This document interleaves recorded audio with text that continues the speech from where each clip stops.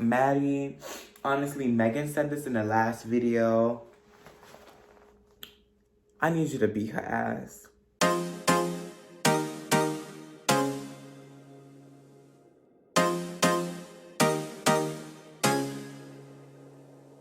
Hi guys, welcome back, and we are here today in Molly's world, where we hop in the director's seat, sip on our treats, and get into the real good deets. And we are on a roll, continuing with episode 4 of Euphoria season 2. So I did something a little different today, guys. I actually recorded my reaction, so I'm gonna play my reaction first, and then right after that we're gonna hop directly into the review, guys. Okay, so ready with the reaction? Action.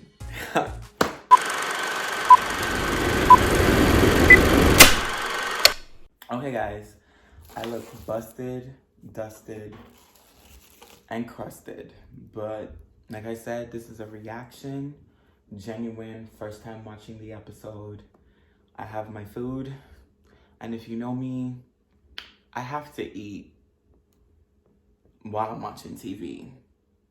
The girl who plays Cassie did an interview, and she explained that like Alexa, who plays Maddie, stubbed her toe or like broke her toe in a couple places. So yeah, I'm interested to see what happens there. But yeah, like I said, it's an hour long, and this is gonna be a long ass reaction, so let's just get to the giggy on now. Hunter, beautiful as fuck. Yes, painting. Not the fucking Titanic. Oh, they're all different movies that they're just replacing each other with. I see it now. Not fucking Brokeback Mountain. Yeah,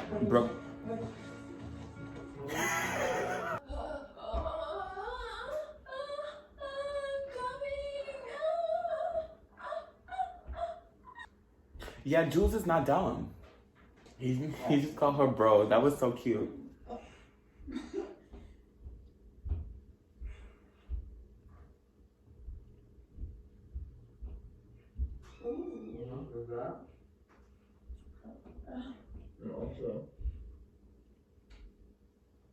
Yeah, Jules, you like it, don't you? Yeah. Just like that. Here, try me. You sure? Try me.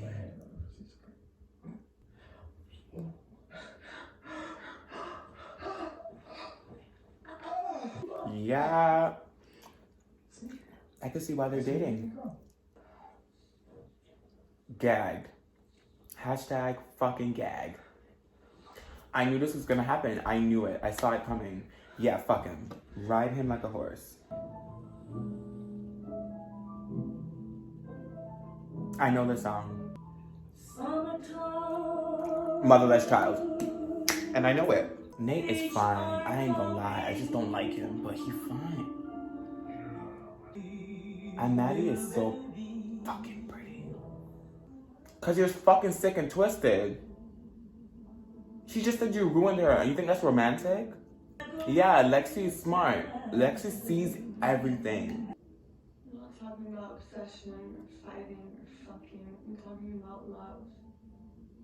Yes, Maddie.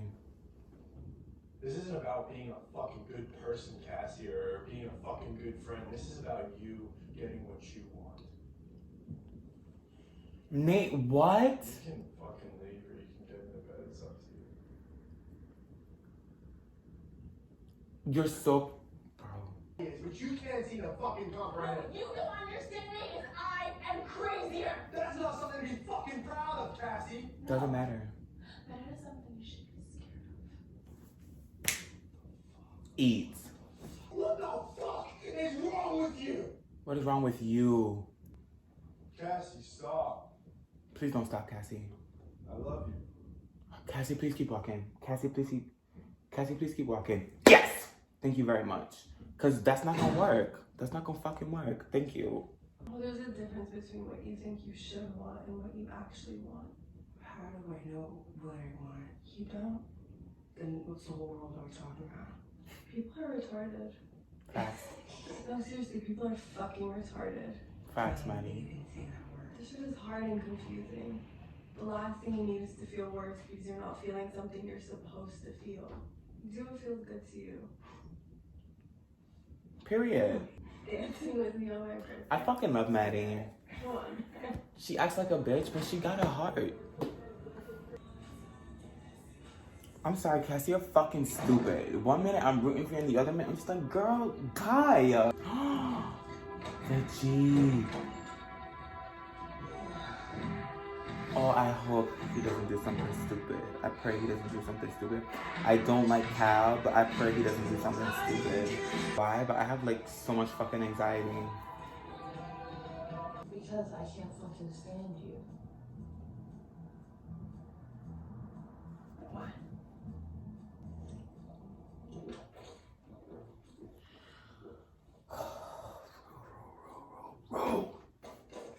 Oh, come on, Nikki. Make a pink print. Camera angle, cinematography right now in this moment. Yeah. You know, fucking right. It wasn't, no, it wasn't like that at all. It wasn't like that. Oh, let's get back together. You're the only person in the world I care about. You're a goddess, and it's my fault for not treating you like a goddess. I promise, Maddie, I'll change, I'll grow, I'll be better. Have my babies.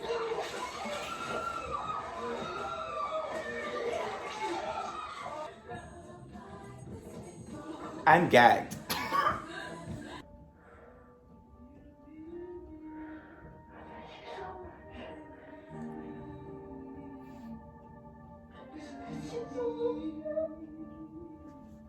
One day.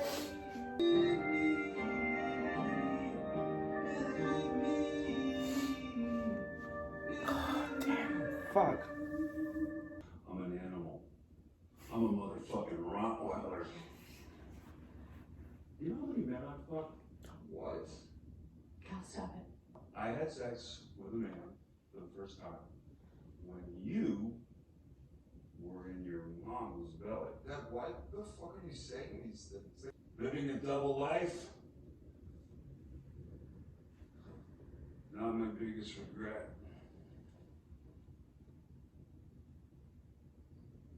You are. Ooh, Nate. Let's be honest. We all live double lives. Don't give me that look, Marsha. You got that shoebox full of love letters that camp counselor used to write you. Ooh. You saved them. Flirting on Facebook. I get it. Feels good to know that you were loved by somebody other than just me. I'm But not see- standing here looking at you like, how could you? The fucking cinematography, bitch. I'm sorry. I'm about to cry, but at the same time,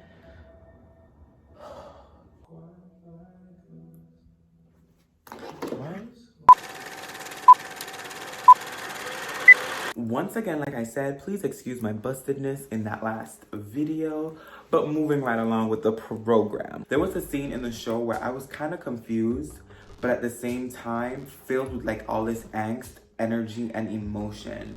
And it was the part where Rue started like narrating, and like there were different clips of everybody like slowly fading in and slowly fading out. And Cassie's part, or Cassie's character, had one of those scenes, and she was drenched in tears, knowing that that actress has to continuously pull from an emotional place. If she is, maybe she's just a crier and she can cry on the spot. And even if she can do that, that's why I'm bringing this up, because if she can do that and cry on the spot, then because she's been crying the entire season, and I honestly, by like episode 4, would be tired of crying. When Cassie and Nate had that interaction in Nate's room, at first I was rooting for Cassie, but then I was rooting for Nate. And then Nate, it's like the back and forth. It's like one person opens their mouth and they say something that makes sense, and you're like, okay, I understand your perspective. You might be right. But then Nate said some bullshit, gaslighting, twisted shit, and I just didn't like it. And then Cassie, like the boss ass bitch that I thought she was, walked out. And I was like, amen, girl. Now walk out and go tell Maddie. But you know what she did? She walked out to go make Maddie a gift to go to Maddie's birthday. Now, I ain't gonna lie. Part of me wanted her to tell Maddie with Nate right there in that pool, but it was Maddie's birthday. And I knew that Cassie probably was thinking, I don't want to fuck up my best friend's birthday by saying that I'm sleeping with Nate, whom Nate lied, which we all knew, about getting back with Maddie. But we gonna get to that in a second. But Cassie was really irritating. I'm not gonna lie. She was really fucking irritating this episode. The drunkenness, the crying, I just said, yeah, you had me up until this episode. I was kind of rooting for you, Cassie, up until this episode. And I know many people are like, oh, you're probably a homewrecker too, Amal. I'm not. I just realized the truth in the situation. Loving someone in private is one thing because we all love who we love in private, but being able to walk in public and not like hide or be scrutinized for the people that we love is something that Cassie can't do at the moment. And I feel like it's something that she's been longing for, because even when she was with McKay, it was so hard for her to not keep up, but to be seen as his girlfriend. Let's not forget that. So I feel like that underlying validation of a man putting her first, Cassie still wants that. She still wants someone to say, yeah, this is my girlfriend and I'm proud of it. And the fact that her and Nate are having sex in private, and also that's her best friend's ex, it's, yeah, I can't. Maddie, honestly, Megan said this in the last video. I need you to beat her ass. And I really need you to grab Cassie by the hair, drag her through her own vomit, and then beat her ass. Because what is she doing? Yes, she gotta go, Maddie. And Maddie said this too, and that's why I said I really loved it. Because Kat has all these ideas in her mind of what she's supposed to feel and who she's supposed to love and what is supposed to be right for her. But you never know what's right for you until you find it. And you're never gonna find that unless you try new things or you keep looking. And at this moment, Kat has settled with this guy simply because of what society has told her should be good for her. A relationship that's healthy, a man that gives you something, that cherishes you, that loves you. But Kat, like she said in the last episode, doesn't even know what love is because she can't love herself. And that right there is the real tea. That part with her and Maddie was so important because it really brought attention to not only Kat's relationship, but also you got to see how Maddie thinks. Because that explains why she keeps going back to Nate. Because she knows Nate is not good for her, but she wants what she wants and she cannot fight it. Because it's like, for instance, Rue. Oh my gosh, I just cracked the code. Euphoria literally means a moment of happiness. Everybody wants that moment of happiness to last. We get to see when Rue has that one moment of peace, that euphoric moment, euphoria. Literally, we see it in her eyes, and I love that. And she was like, and her eyes were like crossed. And like one eye was like down here, and the other eye was like up here. I don't know if I did it, but yeah, that's how she looked. I was like, wow. Yeah, I'm living for this shot. But it all goes back to the conversation that Maddie had. It's like you're never going to know what you want until you found it. And even then, sometimes that isn't what you thought you wanted. Simply because you have all these thoughts in your head saying, hey, you're supposed to be peaceful. You're supposed to be wanting to go to college in high school. You're supposed to be with a boy that takes care of you, that loves your body. But what, like Kat, what if you don't want that? What if you want a Khal Drogo? What if she wants to be beaten, slapped, and pounded? And I'm not against that. I just think that it needs to come from a place of love and not from a place of domestic violence. Amen. Jules and Elliot. Now, I already saw this coming simply because the last conversation that they had together in the bedroom, they were, Jules was sitting in the last episode, Jules was sitting in the window and Elliot was laying on the bed. And I could just see him like egging her on to have a conversation with him and like saying, oh, Rue doesn't say you're fucking sexy. He knew damn well what he was doing, like I said in my last video. So to see them now actually like interact, kiss, and I'm going to assume to the end of the episode when the door shut that Jules and Ellie slept together and they had sex. I'm just gonna assume that because that's what the energy and the vibe was given off. But I'm bringing up Jules because you can tell in that moment when Elliot finally tells Jules the truth that she was really broken. She was really hurt because I feel like Jules is a person that cherishes the truth. And she said that to Rue in the beginning, do not lie to me again. And I remember that episode. I can't remember what it was that Rue lied about. But I remember clearly because she was like, do not lie to me again. And if you lie to me again, that's it. Because they were in school and I could see it in my brain. I don't know what episode it was. But if you're a fan, then you're here with me telepathically and you remember that she said, do not lie to me, and Rue lied again. And I personally think that Jules now needs to pick up and go and leave Rue alone to her own sadness and her own problems. But at the same time, I'm not gonna lie, I finally sorta felt sorry for Rue. I felt what she felt. And I started to tear up and cry because the moment walking forward in the church was so powerful. And I just think scenes in churches are already powerful because of the symbolic meaning of a church. But that in itself, right? Listen to me break down this scene in my mind, how I took it. When someone is coming forth to the altar, they're going forth to be blessed, to be cleansed, or ask for praise, or like just to be renewed or blessed by the Holy Spirit from what I know about church. In my mind, I first thought that it was a funeral and they were singing because Zendaya died. Well, not Zendaya, but Rue died. And as Rue continued to walk forward, we see Jules, we see Ellie, which to me gives the idea that these people are lingering in Rue's mind because she has feelings for them. But the person she's most attached to and has the most grounded feelings for is her father. And the moment where she was hugging her father and she could literally feel him because of how high she was, yeah, I started to cry. Because I don't have a father. It's not that I don't have a father. He was murdered. Because I need to start saying that because it's my reality.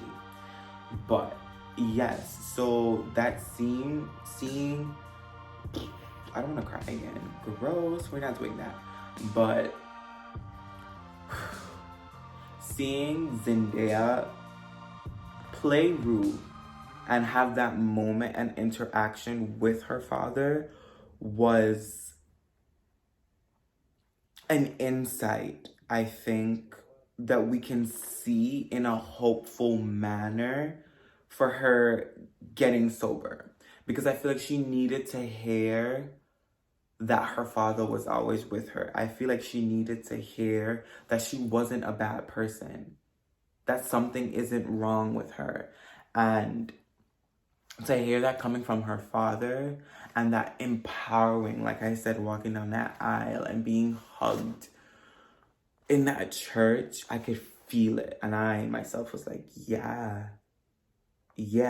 But we're sticking to Rue because usually Rue is the one that she can hear her own voice in her head and she's narrating. But at the final moment of the episode, it was like a switch. It went from Rue's voice repeating the same thing, and then the last line was Jules. And I feel like two things are about to happen. Now that I'm really thinking about this moment. It's either Jules is about to start doing drugs like Rue, which is why she started speaking with Ellie. She's about to do drugs with Ellie, which is why she started speaking. Or it could symbolize that Rue genuinely loves Jules and sees Jules as the person not to rescue her, but Jules is literally an angel and she's just not listening to that angel. Y'all know the meme, right? Where it's like, hey Arthur, and DW is like, can I get a sign? And then like the sign on the door is like, whatever God sent you. And then she's standing in front of the sign like, well, I can't read. That's how I feel like Rue is with Jules. Jules is the sign, like, here, this is the way out. Not necessarily use that relationship as the way out, but allow this person to help you. And Rue does not want help. But seeing deeper into her mind, I don't know what it is, but I just feel like there's a deeper pain there than just losing her father. Because the way she was hugging her father, she, like, the words, and there was pain inside of Rue way before she lost her father. So I feel like when she lost her father, which was her anchor, that's when everything just like exploded within her. And I want her to get better. And I want her to be better. But she has to want that for herself, and I don't think Rue wants that. It was Cal seeing Cassie and then Rue doing drugs. When Cal was dancing in that restaurant and we saw the flashback of Derek, I cried because I genuinely felt what he felt. And I could see in the actor's eyes that his brain was beginning to unravel, but not in a bad way.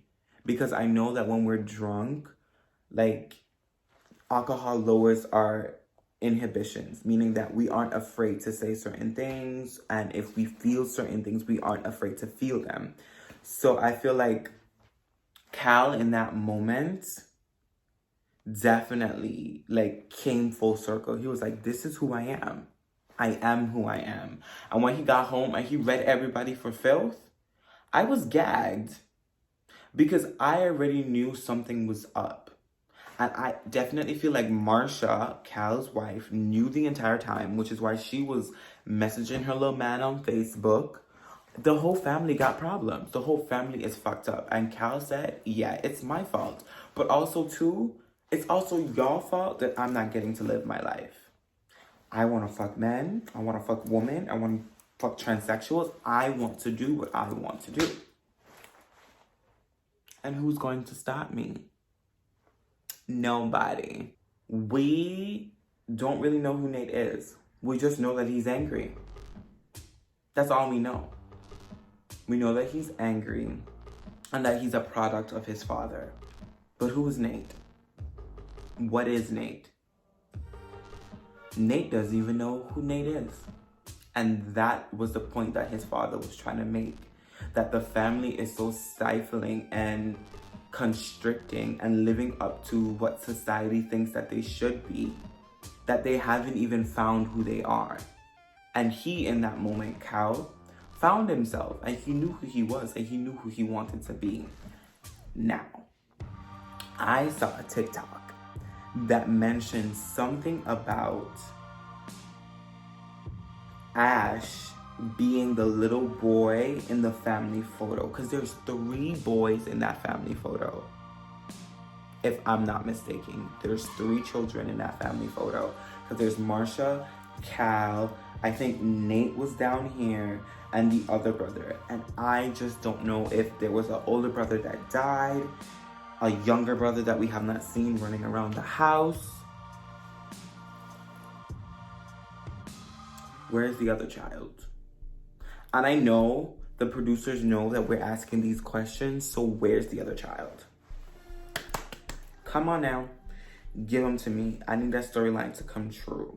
Now, before we move on, there was also another cliffhanger with my baby boy Fez. Because apparently somebody, baby mama, found out about something. So now it looks like Fez is about to be in trouble, and I don't need that. I don't need that at all. But overall, I think this episode was really, really, really deep, but also another filler episode. Not gonna lie, it was just a lot of emotions. But it's just that the episode felt like a filler episode because there was no one solid character. Like, usually we have a character that, like, Rue narrates for, and we do the playback, and, like, we hear more about them, and where they came from, and how they grew up. Yeah, we didn't get any of that this episode. I think we went straight into Jules and Elliot, and then the rest of the episode. The last 30 minutes or so of the episode, I was very, like, to the edge of my seat. Not gagging, but, like, I could feel the emotions, like, heightening. Because it's like, Cassie still hasn't said anything. Maddie still hasn't said anything to Nate. Let's not forget about that. Because Maddie has the disc that shows that Jules was fucked by Cal's father. No. That Jules had sex with Cal. Yeah, Maddie still has that disc. Nate is still fucking Cassie. And they have not said anything. Now, Ellie told Jules that Rue not almost died, but he just said that she was on drugs. So, like, all these secrets are coming out. And, of course, we're going to see in the next episode how they unfold. But the bigger secrets have not come out yet. And for some reason, the name of the episode just keeps, like, punching me in the face, and I feel like it means something. Okay, so the name of the episode is You Who Cannot See, Think of Those Who Can. So I don't know if it's an action, like me saying, you who cannot see, think of those who can. Shout out to A24 for pulling out the film that nobody uses anymore. But that one wide shot with Fesco sitting outside, the glass window, it was raining, the picture of Rue and Jules, there was a zoom in, and then Ellie standing in the church. Something about Ellie in that church and Cassie with all these flowers, it's just something isn't making sense. I feel like all the information is right there in that episode. It's right in front of us, detail-wise, and we're just not getting it. Which is why it feels and looks like a filler episode. But if we really break down the emotional aspects of everyone and their perspective, we might find out more than they actually let on. If you guys enjoyed, you know, spending time with me in Molly's world, feel free to scroll down, hit the subscription button, then hit the notification bell so you get updates and notifications for when I post. Like I said before, mwah, mwah. This is all I have for now in Molly's world. Until next time, mwah.